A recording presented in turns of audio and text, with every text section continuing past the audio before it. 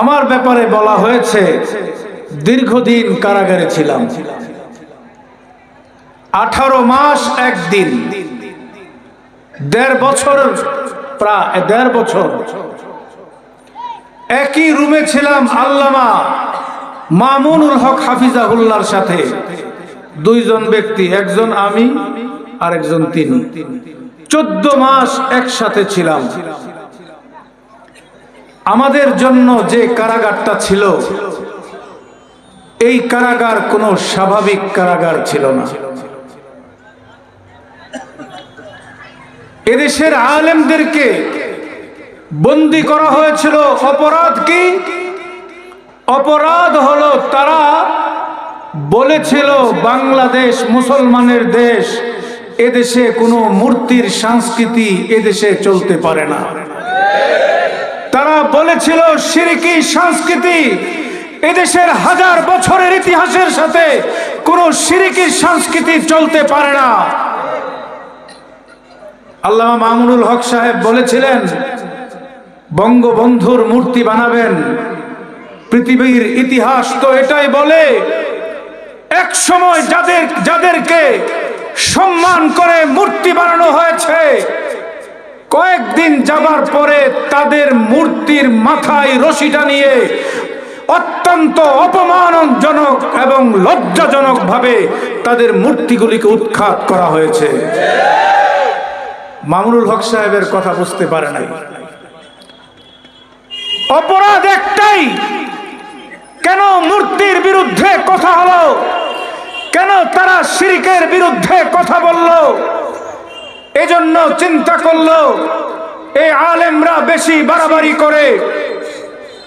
আরেকটা দাবি করা হয়েছিল বাংলাদেশের স্বাধীনতার 50 বছর পূর্তিতে, স্বাধীনতার 50 বছর পূর্তি যে অনুষ্ঠান করা হবে, সেই অনুষ্ঠানে পৃথিবীর সব রাষ্ট্রের যারা দায়িত্বশীল প্রধানমন্ত্রী প্রেসিডেন্টকে দাওয়াত দেন, কিন্তু গুজরাটের কসাইকে দাওয়াত দিয়েন না। আমরা বলেছিলাম ইন্ডিয়ার মানবতাবাদী অনেক নেতা আছে, গুজরাটের কসাইকে বাংলাদেশের মানুষ গ্রহণ করবে না। আমাদের কথা শুনলো না। কোনো প্রতিবাদী কর্মসূচি ছিল না। স্বতঃস্ফূর্ত জনতা নিজ উদ্যোগে সরকারের সিদ্ধান্তের বিরুদ্ধে রাজপথে নেমে আসলো। মানুষ আন্দোলন করলো, মানুষ রাজপথে নেমে গেল। বাইতুল মুকাররম চত্বর থেকে আন্দোলন শুরু হলো। এই আন্দোলনে পুলিশ এবং গুন্ডা বাহিনী নৃশংসভাবে হামলা করেছিল। এই হামলার খবর যখন ছড়িয়ে পড়ল, বাংলাদেশের সবচেয়ে বড় ইসলামী বিদ্যাপীঠ হাটহাজারীর ছাত্ররা রাজপথে নেমে আসলো। ব্রাহ্মণবাড়িয়ার তৌহিদি জনতা রাজপথে নেমে আসলো। তারা বলল বাইতুল মুকাররমে হামলা হয়েছে, হাটহাজারীতে হামলা হয়েছে, এদেশের তৌহিদি জনতার ঘরে থাকতে পারে না। নেমে আসলো ব্রাহ্মণবাড়িয়াতে 15 জন ভাইকে পাখির মতো গুলি করে হত্যা করা হলো। আমাদের ভাইদেরকে হত্যা করা হলো চট্টগ্রামে। আমরা ভেবেছিলাম তাদের মধ্যে অনুশোচনা হবে। কোথায় অনুশোচনা? পাল্টা আলেমদের উপর নির্যাতনের স্টিম রোলার চালিয়ে আলেমদেরকে একের পর এক গ্রেফতার করে জেলখানার মধ্যে অকথ্য নির্যাতন করেছে। আমি এগুলা বলার উদ্দেশ্য এই, আপনাদের জানার প্রয়োজন আছে আলেমদেরকে জেলখানায় কি ধরনের নির্যাতন করা হয়েছে। জেলখানার প্রত্যেকটা বন্দীর কিছু অধিকার আছে। জেলখানার বন্দীদের কিছু পাওনা হক আছে, যেগুলো আন্তর্জাতিকভাবে স্বীকৃত, যেগুলো বাংলাদেশের আইনে সকল বন্দী প্রাপ্য হবে, সব বন্দী পাবে। কিন্তু আমাদের সাথে সেইখানে শুধু বৈষম্যই করা হয়নি, বরং প্রতিনিয়ত আমাদের উপর জুলুম করা হয়েছে। জেলখানার সব বন্দীরা প্রতি সপ্তাহে পরিবারের সাথে ফোন কলের মাধ্যমে কথা বলতে পারত। আমরা থাকতাম 2 তলায়, দোতলার একটা বিল্ডিং এর 2 তলায় 14টা সেল ছিল, 14টা রুম। এই রুমের মধ্যে আমরা আটকা থাকতাম, আর আমাদের আঙ্গিনায় বসে জেলের সব বন্দীরা তাদের পরিবারের সাথে ফোন কলে কথা বলতো। আমাদেরকে ফোন কলের সুযোগ দেওয়া হতো না। আমরা ফোন কল থেকে বঞ্চিত, কারণ পুরা জেলখানার মধ্যে আমাদেরকে এমন একটা অবস্থায় রাখা হলো কোনো বন্দী আমাদের দিকে তাকিয়েও দেখতো না, যদি না জেল কর্তৃপক্ষ দেখে ফেলে হেফাজতের সাথে কথা বলছে। আমরা যদি কাউকে ডাকতাম, আসুন তো কথা বলি, সাধারণ বন্দীরা আমাদের কাছে ভয়ে আসতো না। এইভাবে বন্দীদের কাছে আমাদেরকে একটা সন্ত্রাসী, একটা ভিন্ন জগতের মানুষ হিসাবে আমাদেরকে উপস্থাপন করা হলো। জেলখানায় বন্দীরা মাসে 2 বার সাক্ষাতের সুযোগ পেত। পরিবার পরিজনের লোকজন আসতো, আমাদেরকে দেখা সাক্ষাতের সুযোগ দিত না। এমন একটা দীর্ঘ সময় গেছে, বন্দির সময় থেকে নিয়ে যখন আমরা গ্রেফতার হলাম, লম্বা 2-3 মাস এমন গেছে, আমাদের পরিবারের কোনো খোঁজ আমাদের কাছে আসতো না, আমরাও পরিবারের কোনো খোঁজ পেতাম না। একটা ঘটনা বলি, আমার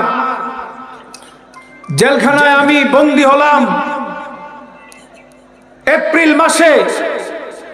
আমার একটা কন্যা সন্তান হলো জুন মাসের 19 তারিখে। আমি গ্রেফতার হলাম এপ্রিলের 20 তারিখে। 19 তারিখে আমার কন্যা, আমি তো দেখে গেছি আমার স্ত্রী গর্ভবতী। আমি অপেক্ষা করছি, খোদার কাছে দোয়া করছি আমার স্ত্রীর কি হলো, আমার আসন্ন সন্তানের ভাগ্যের কি পরিণতি হলো। প্রতিদিন অপেক্ষার প্রহর গণি আর খোদার কাছে চাই, আল্লাহ একটা খবরের ব্যবস্থা করে দেন, তাদের কি হালত, তাদের কি অবস্থা। হঠাৎ একদিন একটা কারারক্ষী একজন আসলেন, এসে বললেন মাওলানা আতাউল্লাহ আমিনকে। আমি বললাম আমি আতাউল্লাহ আমিন।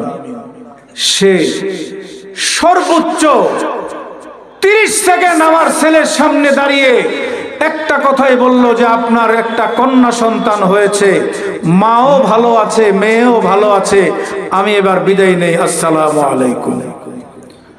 আমি তাকে ডাক দিলাম, ভাই আসেন। কোন কথা বলা যাবে না, কথা বললে চাকরি শেষ। এইভাবে আমাদেরকে উকালতনামা পাঠানো হতো। আদালতের মামলা পরিচালনার জন্য উকালতনামায় সাইন করতে হবে। আমাদের উকালতনামা জেলখানায় প্রবেশ করাইতে স্বাভাবিক নিয়মে ঢুকতো না। এক একটা উকালতনামার জন্য মোটা অঙ্কের টাকা দিয়ে ঢুকানো হতো, অবৈধ পথে। বৈধ পথে অথচ সকল বন্দীদের আইনি সহায়তা করা জেল কর্তৃপক্ষের জন্য এটা দায়িত্ব, কিন্তু আলেমদের জেলখানায় তাদের উকালতনামা স্বাভাবিক পন্থায় ঢুকতো না। আর যদি মাওলানা মামুনুল হক সাহেবের উকালতনামার কথা বলা হতো, তাহলে তো পুরা জেলখানায় তুলপাড় লেগে যেত। এইভাবে আমাদের উপর নির্যাতন করা হয়েছে। আমাদেরকে এক একটা মামলায় 8 দিন 10 দিন রিমান্ড। আমি নিজে 1 মাসের বেশি রিমান্ডে ছিলাম। আমাদের নেতৃবৃন্দ যারাই গিয়েছিলেন প্রত্যেকেই মাসের পর মাস রিমান্ড খাটতে হয়েছে। রিমান্ডে এনে অকথ্য নির্যাতন, আমাদের অনেক ভাইকে এমন ভাবে নির্যাতন করা হয়েছে, কোন ভাইকে লাইটের সামনে, লাইটের নিচে দাঁড়িয়ে, লাইটের নিচে দাঁড় করিয়ে তার 2 হাত উপরে সিলিংয়ে বেঁধে রেখে 8-10 ঘন্টা পর্যন্ত দাঁড় করিয়ে নির্যাতন করেছে। আমাদের একজন হাফেজ তরুণ আলেম চট্টগ্রামের, তাকে এমন ভাবে নির্যাতন করা হয়েছে, তার হাঁটুগুলিতে লাঠি দিয়ে পিটিয়ে তার হাঁটুগুলো একদম অকেজো করার মতো অবস্থা হয়ে গিয়েছিল। তার নখগুলো হাত পাশ দিয়ে টেনে আঙ্গুলের নখগুলো তারা তুলে ফেলেছিল। তার শরীরের প্রত্যেকটা অঙ্গে এমন ভাবে আঘাত করেছে, আমার সেই ভাই জেলখানার মধ্যে তার অবস্থা এমন হলো, সে এখন আর হাঁটতেও পারে না, বসতেও পারে না, শুইলেও তার কষ্ট হয়। জেলখানায় একটা প্রবাদ আছে, ঔষধ আছে, চিকিৎসা নাই। বস্তার বস্তা ঔষধ জেলখানায় থাকে, কিন্তু জেলখানায় প্রপার চিকিৎসা নাই। ডাক্তার আসে সপ্তাহে একদিন, সপ্তাহে একদিন ডাক্তার আসে।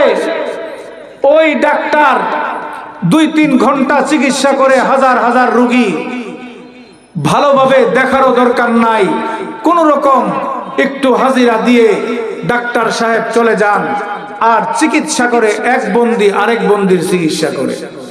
পুরান যারা বন্দী, যারা কয়েদি, যাদের মানে সাজা হয়ে গেছে, ওদের মধ্যে যারা একটু অভিজ্ঞ তারাই চিকিৎসা দেয়। আমার সেই ভাইয়ের কোনো চিকিৎসাও হয় না।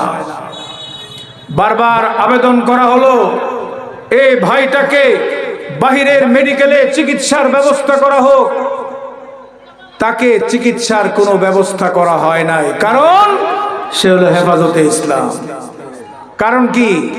হেফাজতে ইসলাম, হেফাজতে ইসলাম মরে পচে গলে শেষ হয়ে যাবে, তাদের কোনো অধিকার নাই, তারা অচ্যুত, তারা ভিন্ন গ্রহের প্রাণী। আপনারা জানেন নারায়ণগঞ্জের মৌলানা ইকবাল হুসাইন জেলখানায়, তাকে রিমান্ডে নেওয়া হলো। একজন পুলিশ অফিসার এদেশের লক্ষ কোটি লক্ষ লক্ষ আলেমদের উস্তাদ, এদেশের ইসলামপন্থী আলেমদের হৃদয়ের স্পন্দন শেখুল হাদিস আল্লামা আজিজুল হক রাহিমাহুল্লাহকে গালি দিয়ে সে অকথ্য ভাষায় গালি দিল। ইকবাল ভাই, ইকবাল হুসাইন বললেন, আপনি আমাকে 1000 বার গালি দেন, কিন্তু আমার উস্তাদ শেখুল হাদিসকে গালি দিবেন, এটা আমার সহ্য হয় না। ইকবাল ভাইকে ধাক্কা মেরে ফেলে দিল। ইকবাল ভাই পড়ে গেলেন। অনেক সুঠাম দেহের অধিকারী ছিলেন। তারপর থেকে তিনি অসুস্থ হয়ে গেলেন। অসুস্থ হয়ে তিনি কারাগারের হসপিটালে কিছুদিন ছিলেন। বাইরের মেডিকেলে নিয়ে ওই রিমান্ডের নির্যাতন আর বিনা চিকিৎসার কারণে আমার ভাই ইকবাল হুসাইন জেলখানার মধ্যে নির্যাতনের সম্মুখে শাহাদত বরণ করেছেন। এইভাবে অকথ্য নির্যাতন কাকে বলে? কাকে নির্যাতন বলে? আমি যে ভাইয়ের কথা বলছিলাম, তরুণ আলেম, তার অবস্থা খুবই করুণ, খুবই করুণ। উঠতেও পারে না, বসতেও পারে না, চিকিৎসাও নাই। এইভাবে দিন যাচ্ছে আর কান্নাকাটি চলছে। আমাদের কোনো সাহারা ছিল না, আশ্রয় ছিল না, কিন্তু আমাদের একটা স্বস্তির জায়গা ছিল। লা তাহজান ইন্নাল্লাহা মা'ানা। আমাদের একটাই স্বস্তির জায়গা ছিল, পৃথিবীর সব শক্তি আমার বিরুদ্ধে যেতে পারে, কারাগারের সমস্ত আইন, কারাগারের সমস্ত কর্তৃপক্ষ আমাদের বিরুদ্ধে যেতে পারে, কিন্তু আমার রব আমাদের পক্ষে আছে, নিশ্চয় পক্ষে আছে। রবের রহমত আমাদের সাথে আছে। এই স্বস্তি আমাদের মধ্যে ছিল যে খুদার রহমত ইনশাল্লাহ আছে। তারা ভেবেছিল আলেমদেরকে জেলে পুরে আলেমদেরকে নিঃশেষ করে দিবে। তারা জানে না আগুনে পুরালে সোনা খাঁটি হয়। কথা ঠিক না বেঠিক? আগুনে স্বর্ণকে যদি আপনি আগুনে পোড়ান, সেই স্বর্ণের খাতগুলো সব আলাদা হয়ে খাঁটি সোনায় পরিণত হয়। মুজাহিদ আলেম দায়ীদেরকে যখন নির্যাতন করা হয়, জুলুম করা হয়, জেলে নেওয়া হয়, তারা নিঃশেষ হয় না, তারা তেজুদ্দীপ্ত ঈমান নিয়ে বের হয়ে আবারও কুফফারদের বিরুদ্ধে আন্দোলন এবং সংগ্রামে ঝাঁপিয়ে পড়ে। এটা ইতিহাস। আল্লামা মামুনুল হক সাহেবের সাথে জেলখানায় ছিলাম। তারা ভেবেছে, তারা অট্ট হাসি দিয়েছে, কোথায় মামুনুল হক, কোথায় তার এত জনপ্রিয়তা। কিন্তু কারাগারের আগের মামুনুল হক আর পরের মামুনুল হক রাত দিন ডিফারেন্স। কারণ জেলখানার প্রত্যেকটা সেকেন্ড আল্লাহর জিকিরের মধ্যে অতিবাহিত হয়েছে।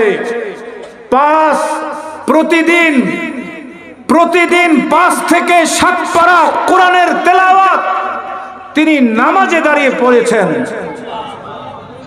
তাহাজ্জুদ, চাশ, তাওয়াবিন, এই সমস্ত নওয়াফেলের মধ্যে 5 থেকে 7 পারা তেলাওয়াত প্রতিদিন করতেন। জিকির আজকার তো চলতই। আরেকটা কাজ আমরা করেছি, আগামী দিনে এদেশে ইসলামকে রাষ্ট্রীয়ভাবে প্রতিষ্ঠা করার জন্য রুটম্যাপ তৈরি করে এনেছি। আমরা প্রচন্ড অবসর ছিলাম। আমরা চিন্তা করলাম এই অবসর আল্লাহর পক্ষ থেকে নিয়ামত। হাদিসের মধ্যে এসেছে 5টা বিষয়কে, অন্য 5টা বিষয় আসার আগে তাকে গনিমত মনে করবা। তার মধ্যে একটা হলো তোমার অবসর। তোমার অবসর সময়, এটা ব্যস্ততার সময় আসার আগে তাকে তুমি গনিমত মনে করবা। আমরা চিন্তা করলাম এই যে অফুরন্ত অবসর, কোনো কাজ নাই, পরিবারের বাজারের কোনো টেনশন নাই, মাদ্রাসায় পড়ানোর কোনো দায়িত্ব নাই, আন্দোলন সংগ্রামের কোনো কর্মসূচি নাই। এবার বিশাল অবসর, দিন কাটে জিকিরে, রাত কাটে পরিকল্পনায়। আল্লাহু আকবার। আমরা পরিকল্পনা করে এসেছি, আমরা পরিকল্পনা করে এসেছি এই দেশ মুসলমানদের দেশ। 92% মুসলমানদের এই দেশে কোনো তন্ত্র মন্ত্র চলতে পারে না। এই দেশের মানুষের শান্তি নিরাপত্তার গ্যারান্টি একমাত্র খেলাফত রাষ্ট্র ব্যবস্থায়। একমাত্র কোরআনের শাসন ব্যবস্থা যদি এই ভূখণ্ডে কায়েম করা যায়, তাহলে এই দেশের মানুষের অধিকার নিশ্চিত হবে। আমরা পরিকল্পনা করে এসেছি, আমরা পর্যালোচনা করেছি। মুমিনদের জীবনে 2টা হালত আসে, 2টা অবস্থা। মুমিনদের জীবনে হালত কয়টা? 2টা। একটা হলো বিপদের সময়, আরেকটা হলো স্বাভাবিক সময়। একটা বিপদ বালা মুসিবতের সময়। ইসলাম তো এমন এক জীবন ব্যবস্থা, ঈমান তো এমন এক দর্শন, আপনি ঈমান গ্রহণ করবেন আর আপনি পরীক্ষায় উত্তীর্ণ হবেন, পরীক্ষায় নিপতিত হবেন না, এটা হতে পারে না। এটা আমার কথা না, আল্লাহর কোরআন বলতেছে, আহাসিবান নাস আইয়ুতরাকু আইয়াকুলু আমান্না ওয়া হুম লা ইফতানুন। মানুষ মনে করে তাদেরকে বাতিল, কাফের, মুরতাদ, নাস্তিক, বেঈমানরা ছেড়ে দিবে আর তারা ঈমানের ঘোষণা দিবে, তারা বলবে আমান্না, ঈমান আনছি। ওয়া হুম লা ইফতানুন, তাদেরকে পরীক্ষা নেওয়া হবে না।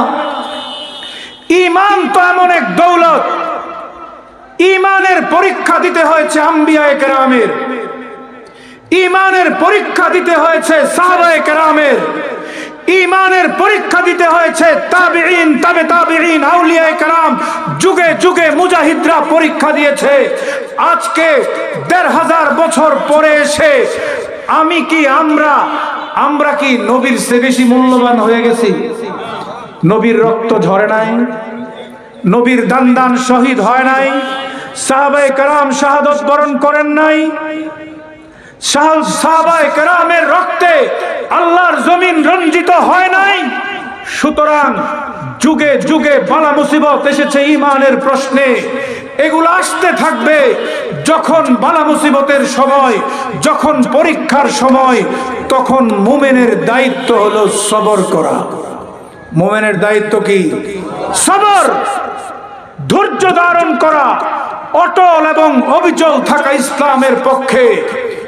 তারা টাকার লোভ দেখাবে, তারা মামলার ভয় দেখাবে, ফাঁসির কাস্টে ঝুলার ভয় দেখাবে। সেই সময় সত্যিকারের ইমানদার যারা, তারা বলবে আমরা আমাদেরকে ফাঁসি দাও, জেলে নাও, হত্যা করো, পঙ্গু করে দাও, অন্ধত্ব স্বীকার করতে রাজি আছি, ইসলামের বেলায় এক চুল আপোষ করতে রাজি না। আমাদেরকে কি অফার করা হয় নাই? অফার করা হয়েছে যে আসেন মিলেমিশে, আপনারাও খান আমরাও খাই, আপনাদেরকে ভাগ দিব, খালি আয়েশা চুপচাপ বসে থাকবেন। এক সপ্তাহের মধ্যে সব মামলার জামিন। আমার কাছে প্রস্তাব পাঠানো হলো একটা ভিন্ন ওয়ে থেকে, আপনি শুধু সংগঠনের কাজ করবেন না, ইসলামী যে সংগঠনের দায়িত্বে আছেন এই দায়িত্বটা ছেড়ে চুপচাপ বসে থাকবেন। এক সপ্তাহের মধ্যে আপনার সবগুলো মামলার জামিন হয়ে যাবে। আমাদের মামলাগুলো এত সহজ, এত সাধারণ মামলা, এই মামলাগুলোতে জামিন পাওয়ার কথা স্বাভাবিক নিয়মে সর্বোচ্চ 2 থেকে 2.5 মাসের মধ্যে। কিন্তু আমাদের জামিন কি কোনো আদালত দিয়েছে? আমাদের জামিন কোনো আদালত দেয় নাই। সরকারের গোয়েন্দা বাহিনী NSI, SB, তারা নোট লিখত আদালতের কাছে যে আজকে আতাউল্লাহ আমিনের একটা মামলা উঠবে, তার জামিনটা দিয়া দেন। আর যেদিন কোনো নোট যেত না, জামিন হতো না।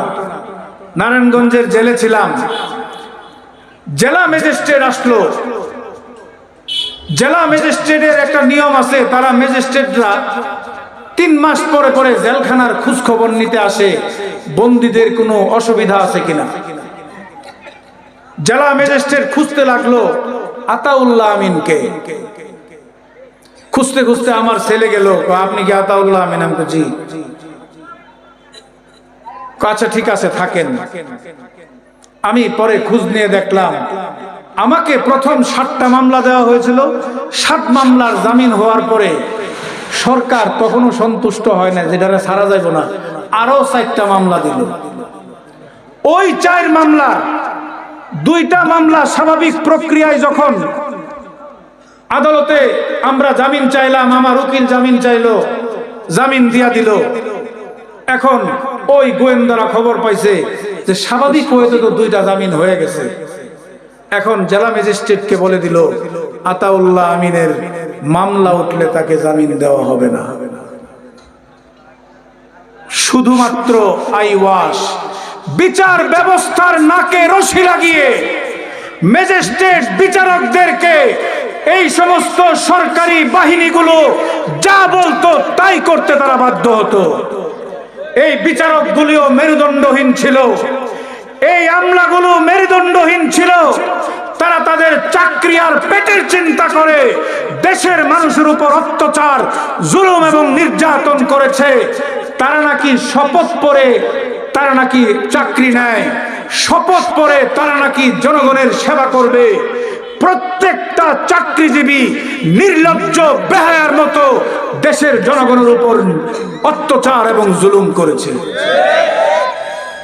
এই সমস্ত মেরুদণ্ডহীন চাকরিজীবী যারা আছেন, আমরা বলবো আপনারা এরকম মেরুদণ্ডহীন থাকার কারণেই শেখ হাসিনা এত বড় ফেসিবাদ এবং স্বৈরাচারী হয়েছে।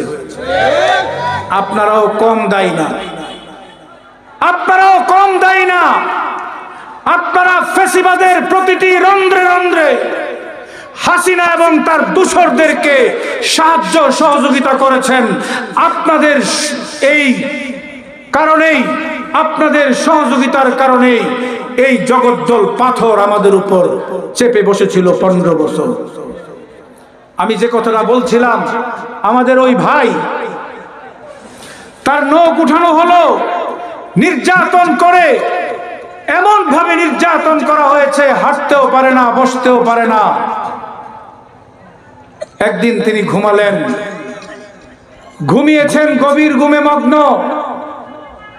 শেষ রাত্রে তিনি স্বপ্ন দেখছেন রাহমাতুল আলামিন মুহাম্মদুর রাসূল সাল্লাল্লাহু আলাইহি ওয়াসাল্লাম তার শিয়রে এসেছেন।